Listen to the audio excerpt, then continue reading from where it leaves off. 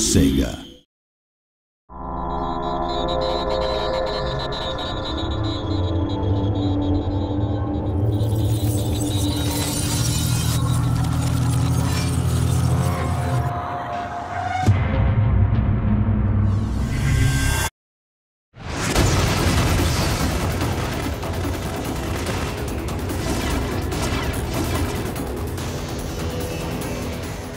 It's actually, it's very difficult to do online, and there's certain feature set for the Wii, both graphically and gameplay-wise, that it takes a substantial amount of effort to do it right.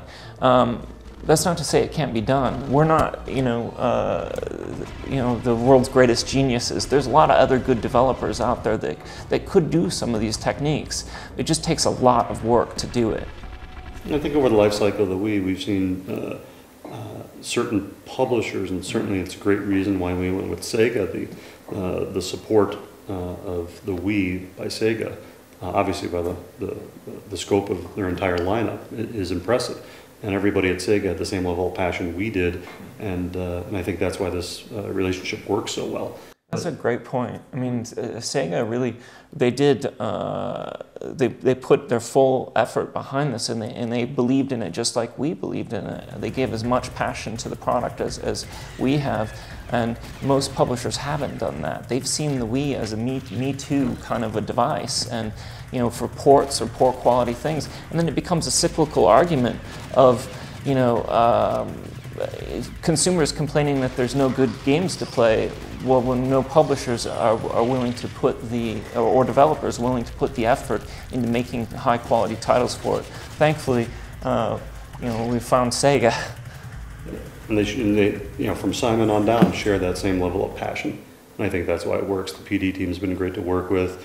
They help us realize the property and give us latitude at the same time, give us input.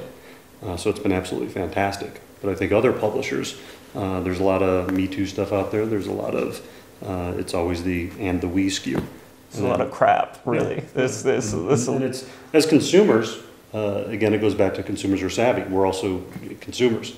And, my Wii gets a lot of play at home and by my children. And we made a title that we would play as well. Okay. So we hope everyone enjoys it as much as we enjoyed making it.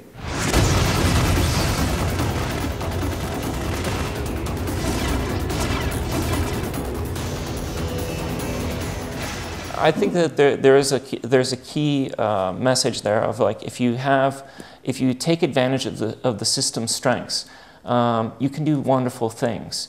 The Wii itself is not going to go toe-to-toe with the 360 or PS3 as far as high definition output, hard drive, elements like that. It's not going to compete in those spaces, but where it's going to compete, and where I think it really excels, is with the control interface. Having an IR controller in order to interface, it's a lot more intuitive than two analog sticks.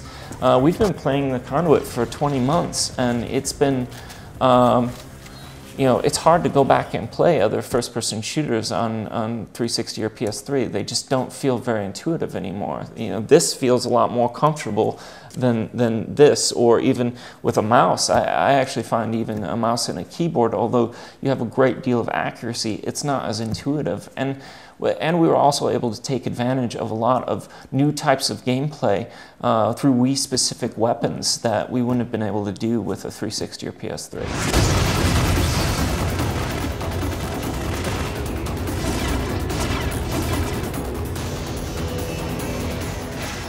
Yeah, I hope so. Imitation is the sincerest form of flattery. We certainly have looked at other people's body of work to determine what was right, what was wrong, what fit, what didn't. So I'm sure people are doing the same thing to us. And I think what's been different and revolutionary about this product is we've shared it with the community through the entire process, the technology, the game, the videos, the screenshots, and gotten feedback. And the fans have been wonderful. It's the two bodies of people to thank, the development team for working so hard, and the fans for supporting us.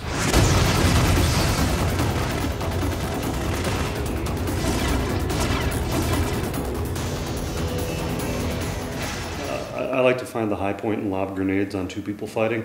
But really, the conduit's so customizable, so you can get the exact feel for any individual player. Really twitchy people want the razor's edge setting, and so really in a single player, modify your settings, get your settings down right, and then go into multiplayer and kill some of your best friends. The game is incredibly customizable, and so that's probably the biggest tip for anyone, whether they're a fan or a first-time first-person shooter player, is to get comfortable with the controls and play around with all the options.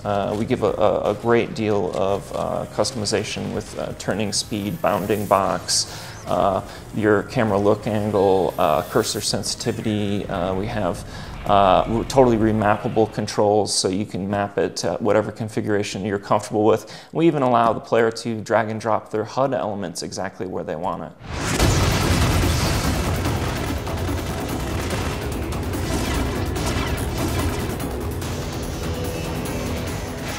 It's all true. It's based on a true story.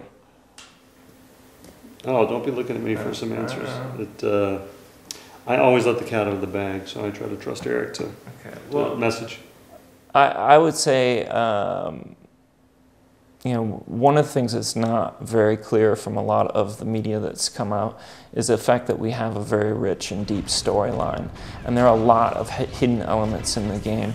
Earlier we were demoing for some folks, and we played through the first level and a half of the game. And we had unlocked less than 50% of it, and we took our time and we were very leisurely going around and exploring things. There's a lot of things in the game to find, and if you're interested in deep, rich storylines and gameplay, we do have it. It's just, it is a secret. You have to hunt around a little bit more, sort of like the movie Cloverfield. In that there's a storyline going on, but it's not the main line of the narrative. We afford for the player that just wants to hop in and immediately start playing things, they can do that. But for the player that wants a rich, engaging storyline, they can go in and find all kinds of secret areas, secret messages, backgrounds on the story. We have news broadcasts, radio broadcasts, all kinds of things that people can find and decipher more about the real history behind the Conduit.